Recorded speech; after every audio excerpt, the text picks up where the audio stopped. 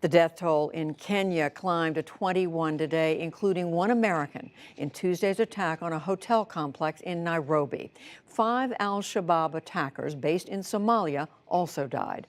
The group said that it was retaliation against the U.S. for recognizing Jerusalem as Israel's capital. John Ray of Independent Television News reports. It's taken the best part of a day and much spilt blood for the Kenyans to reconquer this corner of their capital. Twice they called the all clear, only to be contradicted by the muffled sounds of battle. We are grieving as a country this morning, and my heart and that of every Kenyan goes out to the innocent men and women violated by senseless violence. For some, the costs are unbearable.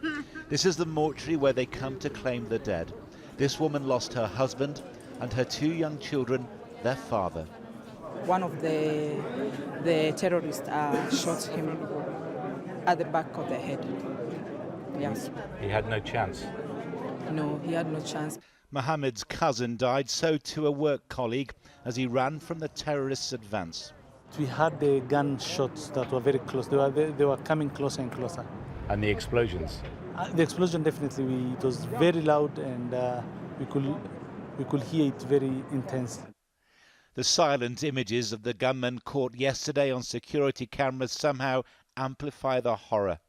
Beyond the security cordon, there is a crime scene and all the evidence that Kenyans need to know that al-Shabab is back in brutal business, striking at one of Nairobi's wealthiest and best defended suburbs. In all, 700 people walked free of al-Shabab's death trap, reunions that had seemed impossible and tales of miraculous escape late into the night. And at one point she was like, please tell me I'm getting out of here alive. And I think that was just like my breaking point. But today they're burying the dead, and the fearful shadow of terror has returned. That report from John Ray of Independent Television News. A crackdown has begun in Zimbabwe amid violent protests over the government's doubling fuel prices.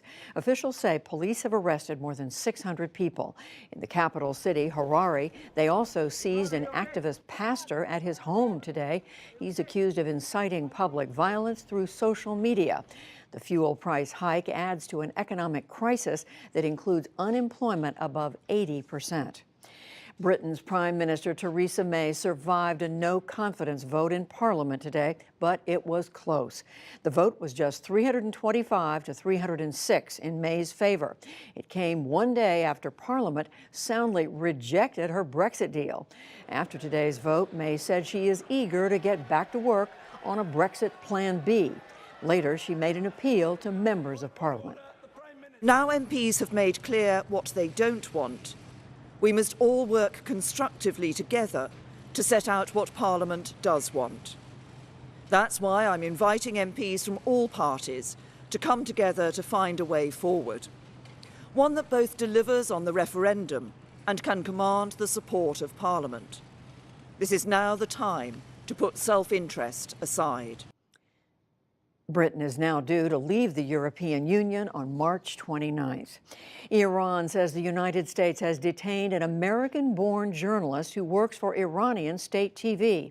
Today's announcement said that Marzia Hashemi was arrested shortly after landing at the St. Louis International Airport on Sunday. The FBI had no immediate comment, but the reported arrest came after Iran confirmed that it has detained a U.S. Navy veteran.